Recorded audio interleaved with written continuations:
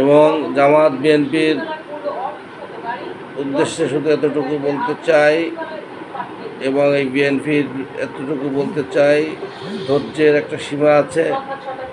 রাজনীতির নামে আপনারা যে তাণ্ডব লীলা করছেন, এবং বাংলাদেশ আওয়ামী লীগের একটা কর্মী বেঁচে থাকতে আপনাদের এই নৃশংস বর্বরতা, জঙ্গি হামলা চালাতে দেবে না।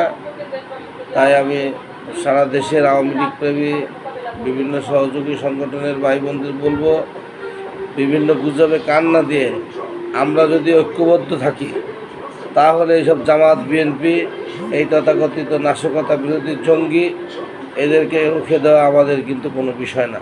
তাই অভিমান করে ঘরে বসে থাকলে আমরা মনে করেন কি যে আমরা কেউ বাঁচতে পারবো না। আপনারা দেখেছেন এক লক্ষ্মীপুর এবং নরসিংদীতে কীভাবে নিরীহ আওয়ামী লীগের ভাইদেরকে হত্যা করেছে এই নাশকতাকারী।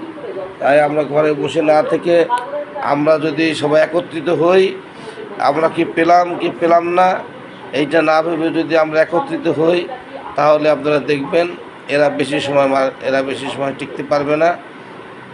জয় বাংলা, জয় বঙ্গবন্ধু, জয় হোক বাংলার মেহনতি মানুষ।